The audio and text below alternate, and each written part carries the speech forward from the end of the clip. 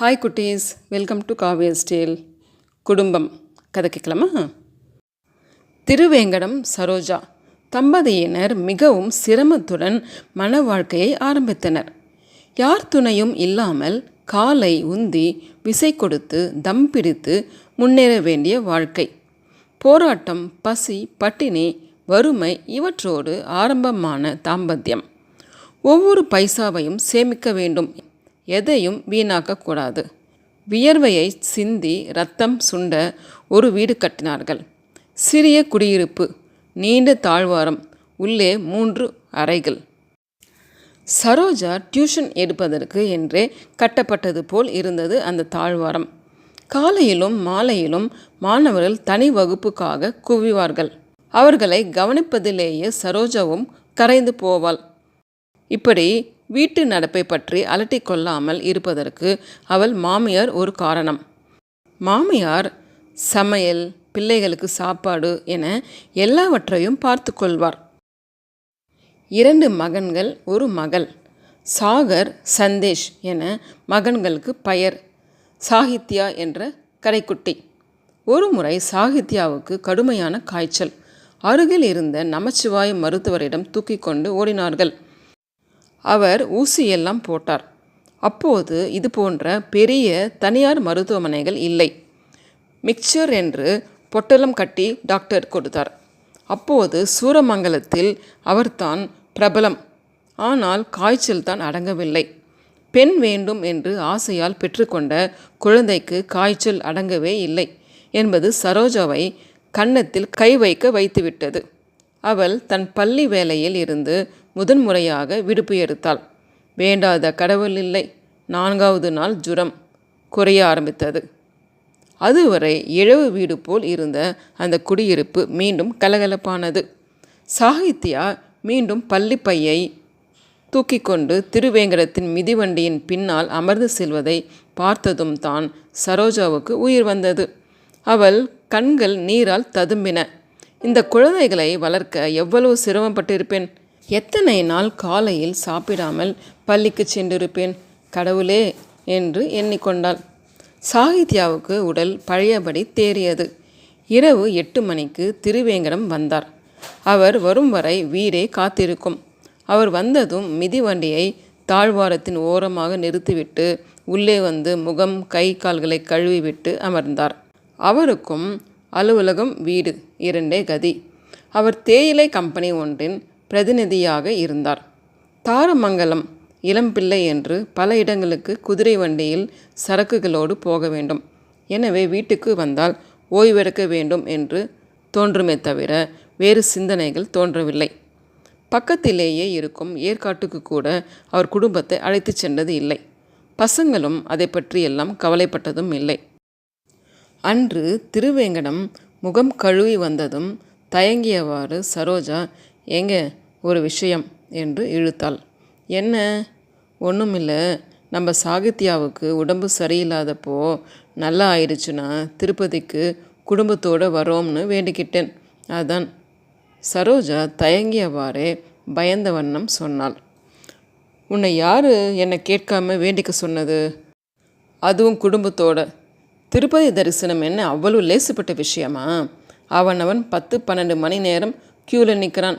நண்டு சிண்டுகளை கூட்டிக்கிட்டு போகிறது அவ்வளோ ஈஸியா? எல்லாத்துலேயும் பெரியத்தனம்.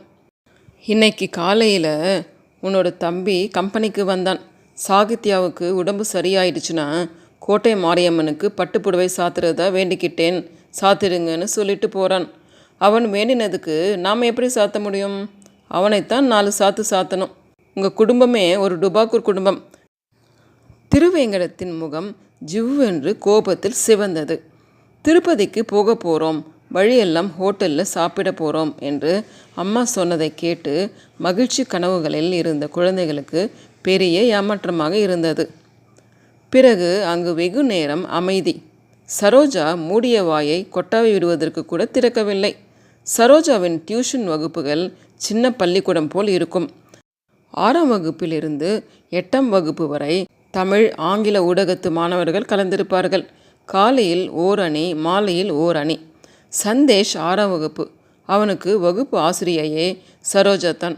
அம்மாவை வகுப்பில் எப்படி கூப்பிடுவது என்று எப்பொழுதும் அவனுக்கு குழப்பம்.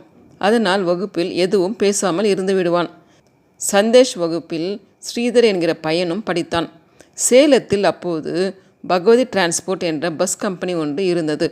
அவனுடைய அப்பா தான் அதற்கு முதலாளி. படிப்பில் அவன் பலவீனமானவன். தினமும் காரில் தான் வந்து இறங்குவான். ஸ்ரீதரும் சந்தேஷும் நெருங்கிய நண்பர்கள். காக்காய் கடி கடித்து மிட்டாய் பகிர்ந்து கொள்வது முதல் ஸ்ரீதருக்கு தெரியாத பாடங்களை சொல்லிக் கொடுப்பது வரை நெருக்கமும் சிநேகிதமும் இருந்தன. ஒரு நாள் சந்தேஷ், டே, நாங்கள் திருப்பதிக்கு போகணும். போகலாமே, நல்லா இருக்கும்டா. போன மாதம் நாங்கள் கார்லேயே போயிட்டு வந்தோம், ஜாலியாக இருந்துச்சு. நீங்கள் பணக்காரங்க, காரில் போகிறீங்க, நாங்கள் காருக்கு எங்கடா போகிறது? என்னடா அப்படி சொல்லிவிட்டு, நான் காரை அனுப்பி வைக்கிறேன், எங்கள் அப்பா கிட்ட சொல்லி அனுப்பி வைக்கிறேன், என்னைக்கு போகிறீங்க சொல்லுங்க என்றான். சந்தேஷுக்கு ஆச்சரியம் தாங்க முடியவில்லை. அவனை வெகு நேரம் கட்டி கொண்டான். டே, ப்ராமிஸா ப்ராமிஸா காட் ப்ராமிஸா, போதுமா? சரிடா, எங்கள் அப்பாவை கேட்டுட்டு வந்து சொல்கிறேன். சந்தேஷ் சரோஜாவிடம் அன்று மாலை மகிழ்ச்சியாக விஷயத்தை சொன்னான். முதலில் சரோஜா நம்பவில்லை. போடா, விளையாட்டுத்தனமாக காரை அனுப்புகிறேன்னு அவன் சொன்னால் அது நடக்குமா? அவங்க அப்பா அதுக்கு சம்மதிக்கணுமே. அம்மா, நீங்களே வேணும்னா கேட்டு பாருங்க. சரோஜா மறுநாள் வகுப்பு முடிந்ததும் ஸ்ரீதரை தனியாக அழைத்து, ஏன்பா, நீ கார் அனுப்புகிறேன்னு சொன்னது உண்மையா? உங்கள் அப்பா கிட்ட சொன்னியா என்று கேட்டாள். சொன்னேன் டீச்சர், அனுப்பி வைக்கிறேன்னு சொன்னான். அம்பாசிடர் வேணும், பியட் வேணுமான்னு கேட்டார். ஏன்பா, நீ ஒன்றும் விளையாட்டாக சொல்லலையே, இது ரொம்ப சீரியஸான விஷயம். இல்லை டீச்சர், நான் அப்பா கிட்ட ஏற்கனவே சொல்லிவிட்டேன் என்று அவன் அழுத்தமாக சொன்னான். சரோஜாவுக்கு மகிழ்ச்சி, ஆனால் உள்ளூர ஒரு பயம். 15 ஆண்டு ஆசிரியர் பணியில் எந்த மாணவர் குடும்பத்தோடமும் எந்த சலுகையும் அவன் பெற்றது இல்லை. ஒருவேளை இது தவறோ என்று கூட நினைத்தாள். அன்று இரவு திருவேங்கடத்திடம் சொன்னாள், காரை அனுப்புனா நாம் பெட்ரோல் போட்டுக்கலாம். என்னோட அத்தை பையன் காளியப்பிள்ளை லாரி தான் ஓட்டிக்கிட்டு இருக்கான், அவனை வர வச்சிடுவோம். காரை திருப்பி அனுப்பும்போது டேங்க் முழுக்க பெட்ரோல் போட்டு கொடுத்துடுவோம், போதுமா? சரோஜாவுக்கு இருந்த குற்ற உணர்வு நீங்கியது. திருவேங்கடம் எந்த நிகழ்வாக இருந்தாலும் முன்கூட்டியே யோசிப்பவர், கற்பனை செய்து சுகம் காண்பவர் அவருடைய இயல்பு. அது பஞ்சாங்கத்தை பார்த்து, நாள்காட்டியை பார்த்து என்று பயணம் செய்தால் நல்லது என்று முடிவு செய்தார். அடுத்த வாரம் திங்கட்கிழமை ராத்திரி போகலாம், அந்த பையன்கிட்ட சொல்லிடுங்க என்றார். தினமும் இரவு திருவேங்கடம் வந்ததும் திருப்பதி பயணத்தை பற்றி தான் பேச்சு. திருப்பதியில் நாம் பீமாஸில் தங்கிடலாம், ஏசி ரூம். சாகருக்கு சந்தேஷுக்கும் சந்தோஷம் தாங்க முடியவில்லை. ஏசி ரூம் எப்படிப்பா இருக்கும்? ஜில்லுன்னு இருக்கும். 2 நாள் கழித்து ஸ்ரீதர் சந்தேஷ் வீட்டுக்கு வந்தான். காரை அனுப்ப வழி தெரிய வேண்டும், அதுக்குத்தான் என்றான். சரோஜா, உங்கள் வீட்டு ஃபோன் நம்பரை கொடுப்பா, உங்கள் அப்பா பேர் என்ன என்று ஸ்ரீதரிடம் கேட்டாள். அப்பா பேர் சாரதி என்றான். அவள் தன்னுடைய டைரியில் குறித்து கொண்டாள். ஸ்ரீதர், கரெக்டாக திங்கட்கிழமை 8 மணிக்கு காரை அனுப்பிடு, நாங்கள் பெட்ரோல் போட்டுக்கிறோம், மறக்காமல் அனுப்பிடுப்பா, ஏன்னா வரிசையாக லீவு, உன்னை பார்க்க முடியாது. சரிங்க டீச்சர். ஞாயிற்றுக்கிழமை காளையப்பா பிள்ளை வந்தார். அண்ணே, கூப்பிட்டு அனுப்பினீங்களாமே என்றார். அவர் பேசும்போது வாயில் இருந்து பீடி நாற்றம். மடித்து விடப்பட்ட கருப்பு முழுகை சட்டை, முன்பக்கம் சொட்டை, கழுத்தில் ருத்ராட்ச கொட்டை, நெற்றியில் பட்டை, பளபளவென்ன முகம், முறுக்கிய மீசை. ஆமாம்ப்பா, திருப்பதி போகணும், கார் ஏற்பாடு பண்ணியிருக்கோம், நாளைக்கு ராத்திரி நீ வந்துடணும், நீ தான் ஓட்டணும், வேறு வேலை இல்லையே. இந்த வாரம் டியூட்டி இல்லைன்னு நீங்கள் சொன்னால் எது இருந்தாலும் விட்டுட்டு ஓடி வந்துட மாட்டேனா என்று காளையப்பா பிள்ளைக்கு பார்வதி பாட்டி சாப்பாடு பரிமாறினாள். அவர் விடை பெற்று கொண்டு சென்றார். திங்கட்கிழமை மாலையில் இருந்தே சரோஜா வீடு அல்லோலல் பட்டு கொண்டிருந்தது. சட்டைகளை எடுத்து வைப்பதும் சோப்பு சீப்பு கண்ணாடியை அடுக்குவதுமாக மும்முரமாக இருந்தனர். முதன்முறையாக வீட்டை விட்டு வெளியே போக போகிறோம் என்பது மிகப்பெரிய சந்தோஷம். சரோஜா சாகித்யாவுக்கு உடம்பு சரியில்லாத போது வேண்டிக் கொண்டது முடித்து வைத்த மஞ்சள் துணியை மறக்காமல் எடுத்து கைப்பையில் வைத்து கொண்டாள். எடுத்துட்டு போக வேண்டிய பைகள் எல்லாம் தயாராக தாழ்வாரத்தின் மூலையில் தவம் இருந்தன. 5 மணியிலிருந்து காளியா பிள்ளையை எதிர்பார்த்து அவர் வராததற்கு கண்ணா பின்னாவென்று திட்டிக் கொண்டிருந்தார் திருவேங்கடம். திருவேங்கடத்துக்கு திருப்பதி வழி முழுவதும் அத்துப்படி. அவரே திருப்பதிக்கு வேண்டிக் கொண்டு பிறந்தவர்தான். 5 பெண்களுக்கு பிறகு பிறந்தவர். பார்வதி அதற்காக சனிக்கிழமை விரதமும் புரட்டாசி நோன்பும் இன்று வரை இருந்து வருபவள். காளியா பிள்ளை வந்ததும் திருவேங்கடத்தின் கோபம் காணாமல் போனது. 7 மணிக்கு எல்லோருக்கும் சுட சுட இட்லியும் தோசையும் தக்காளி குழம்பும் பார்வதி பாட்டி பரிமாறினாள். வீட்டை பார்த்து கொண்டு பார்வதி பாட்டிக்கு துணையாக இருக்க தன் அக்காள் ஜெகதாவையும் திருவேங்கடம் வரவழைத்திருந்தார். மணி 8 தொட்டது. கார் எப்பொழுது வரும் என்று பார்த்து கொண்டே இருந்தனர் எல்லோரும். 8:30 மணி ஆயிற்று. அவர்களுக்கு இருப்பு தாங்கவில்லை. ஒருவேளை டிரைவருக்கு வழி தெரியவில்லையோ என்னமோ என்றார் காளியா பிள்ளை. அந்த பையன் வந்து வீட்டை பார்த்துட்டு போனானே. சாகர் பள்ளிக்கூடம் வரை ஒரு நடை போய் கார் வருகிறதா என்று பார்த்தான்.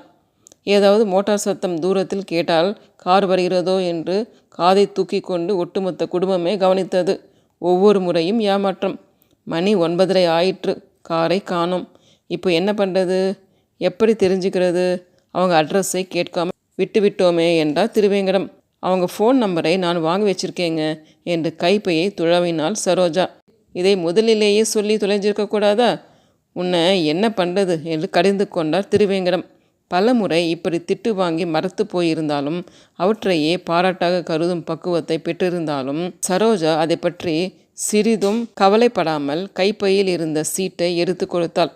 அதில் சாரதி 22:34 என்று எழுதப்பட்டிருந்தது.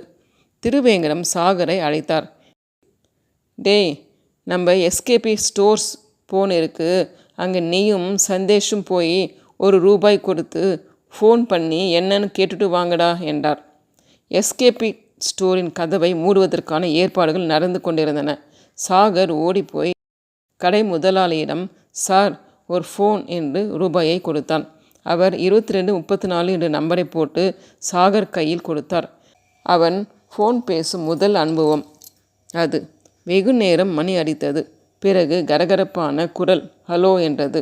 சார், நாங்கள் ஸ்ரீதர் ஸ்கூலிருந்து பேசுகிறோம். சார், நாங்கள் சரோஜா டீச்சர் பசங்க என்று சாகர் பேசும்போதே சந்தேஷ் ஃபோன் பேச வேண்டும் என்ற ஆசையில் ரிசீவரை தரும்படி நச்சரித்தான். அவன் தலையில் குட்டிவிட்டு உரையாடலை தொடர்ந்தான் சாகர். அதற்கு என்ன? சார், நாங்கள் திருப்பதிக்கு போக காரை அனுப்புகிறேன்னு ஸ்ரீதர் சொன்னான். நாங்கள் எல்லோரும் கார் வரும்னு காத்துக்கிட்டு இருக்கோம். இன்னும் வரலை. அதெல்லாம் வராது. அவன் என்கிட்ட இது பற்றியெல்லாம் சொல்லவே இல்லை. ஒவ்வொரு டீச்சரும் இப்படி கார் கேட்டால் நாங்கள் என்ன பண்ண முடியும்? ஃபோன் மறுமுனையில் டொக்கென்று வைக்கப்பட்டது. சாகரின் கண்களில் நீர். அதுவும் கடைசி வரிகள் அவனுக்கு பெரிய அதிர்ச்சியாக இருந்தது. நடந்த உரையாடலை அப்படியே அவன் சரோஜாவிடமும் திருவேங்கடத்திடமும் சொன்னான். நேர்மையில் இருந்து சிறிதும் பிறழாத சரோஜாவுக்கு அந்த சொற்கள் முகத்தில் வெந்நீரை கொட்டியது போல் இருந்தது. என்னோட பிள்ளைங்க என்னோட கிளாஸில் படித்தாலும் ஒரு நாள் அவங்களுக்கு கொஸ்டின் பேப்பரை முன்கூட்டியே கொடுத்துருப்பேனா? எவ்வளவு அவமானம் என்று அழுதாள். முந்தானையை எடுத்து வாயை பொத்து கொண்டு அழுதாள். விளையாட்டு பசங்க சொல்கிறதையெல்லாம் நம்பினோமே, நம்மளைத்தான் சொல்லணும் என்று சொன்ன திருவேங்கடம் எதிர்பாராத நேரத்தில் சந்தேஷின் கன்னத்தில் ஓர் அறை விட்டார். அவன் அழுது கொண்டே உள்ளே ஓடினான். உன்னையெல்லாம் குடும்பத்தோடு திருப்பதிக்கு வரோம்னு யார் வேண்ட சொன்னது? சரோஜாவின் மீது பாய்ந்தார். காளியப்பா பிள்ளை நிலவரத்தை புரிந்து கொண்டு அண்ணே கவலைப்படாதீங்க, ஏதாச்சும் வாடகை கார் கிடைக்குமான்னு பார்த்துட்டு வரேன் என்று சொல்லிட்டு போனார். அந்த நம்பிக்கையில் வெகு நேரம் விழித்திருந்தது அந்த குடும்பம். காரும் வரவில்லை, காளியா பிள்ளையும் வரவில்லை. பள்ளி திறந்தது. தோ பாரு சரோஜா, நீ அந்த பையன்கிட்ட இது சம்மந்தமாக எதுவும் பேசாதே, நமக்குத்தான் அசிங்கம். நான் வர மாதம் திருப்பதிக்கு போக பஸ்ஸை ரிசர்வ் பண்ணுறேன் என்றார். பிறகு சந்தேஷிடம் திரும்பி, டே, இனிமேல் அந்த பையன்கிட்ட எந்த சவகாசமும் வச்சுக்காத, அவன்கிட்ட இது பற்றி ஏதாவது பேசுன தொலைச்சு புடுவேன் என்று முன்கூட்டியே முதுகில் ஓர் அடி விட்டார். முழு ஆண்டு லீவில் திருப்பதிக்கு போகலாம் என்று சொல்லிவிட்டு மிதிவண்டியில் ஏறினார். வகுப்பில் சந்தேஷ் ஸ்ரீதர் பக்கம் திரும்பவே இல்லை. ஸ்ரீதரோ சரோஜா பாடம் நடத்தும் போது எந்த குற்ற உணர்வும் இல்லாமல் இயல்பாக இருந்தான். முழு ஆண்டு தேர்வுகள் நடந்தன. 6ஆம் வகுப்பு கணக்குத்தாள் சரோஜாவிடம் திருத்த வந்தன. அவற்றில் ஸ்ரீதர் விடைத்தாளும் இருந்தது. அவனுடைய வகுப்பு ஆசிரியர் என்ற முறையில் அவனுடைய கையெழுத்து அவளுக்கு தெரியும். அவனுடைய விடையை திருத்தினாள். அவளுக்கு கார், சத்தியம், ஏமாற்றம் எல்லாம் நினைவுக்கு வந்தன. சந்தேஷ் 7ஆம் வகுப்பு போன போது ஸ்ரீதரும் தேர்வாகி இருந்தான். ஆனால் தேர்வில் அவன் ஃபெயில் ஆகி இருக்க வேண்டியது. அவனை ஃபெயில் ஆக்கினால் கார் கொடுக்காததால் ஃபெயில் ஆக்கினோம் என்று மனசாட்சியே குத்தும் என்ற எண்ணத்தில் 2 மதிப்பெண்கள் கூடுதலாக கொடுத்து சரோஜா அவனை தேர்ச்சி பெற வைத்தாள் என்ற உண்மை திருவேங்கடத்துக்கு கூட தெரியாது. நடுத்தர குடும்பத்தில் யாரையும் பழி வாங்க முடியாது. அவன் கார் அனுப்பாதது பற்றி சிறிதும் குற்ற உணர்வு கொள்ளவில்லை. நாம் அவன் வாங்கியிருக்கிற மதிப்பெண்ணுக்கு ஃபெயில் ஆக்கக்கூட பயப்படுகிறோம். பணம் குற்ற உணர்வை உறிஞ்சு கொள்கிறது என்று அவள் நினைத்தாள். கார் கேட்ட பாவத்துக்காக ஒருவனை தேர்ச்சி பெற செய்துவிட்டோமே என்று மட்டுமே அவள் மனதில் வடு தங்கிவிட்டது. முதன்முறையாக அவள் செய்த முறைகேடு அது. வெளியில் வந்த பளபளவென்று நிற்கும் டயோட்டா இனோவா காரை பார்த்து பூரிப்பு ஏற்பட்டது. இவ்வளவு நாள் உழைப்பும் வீண் போகவில்லை என்று அவனுக்கு மகிழ்ச்சி. சாதித்த திருப்தி. டேய், எனக்கும் ஒரு கார், சாதாரண கார் இல்லை, சொகுசு கார் என்று சந்தேஷ் மனம் முழுசும் பூரிப்பு. சார், காரை எங்கேயாவது முதல் முறையாக ரொம்ப தூரத்துக்கு ஓட்டிட்டு போகணும், சர்வீஸ்க்கு விடணும், ஒரு கோவிலுக்கு சவாரி போனால் நல்லது என்றார் டிரைவர் பன்னீர்செல்வம். திருப்பதிக்கு குடும்பத்தோடு போயிட்டு வரலாம், எங்கள் அப்பா அம்மாவையும் கூட்டிட்டு என்றான் சந்தேஷ். அவன் மனதில் 20 ஆண்டுகள் கழிந்த பின்பும் அந்த ஏமாற்றம் ஆறாத காயமாகவே இருந்தது. திருப்பதி போய் வந்தால் மட்டுமே அது ஆறும். ஓகே குட்டீஸ், இந்த கதை பிடிச்சிருக்குன்னு நினைக்கிறேன். பிடிச்சிருந்தா லைக் பண்ணுங்கள், ஷேர் பண்ணுங்கள், சப்ஸ்கிரைப் பண்ணுங்கள்.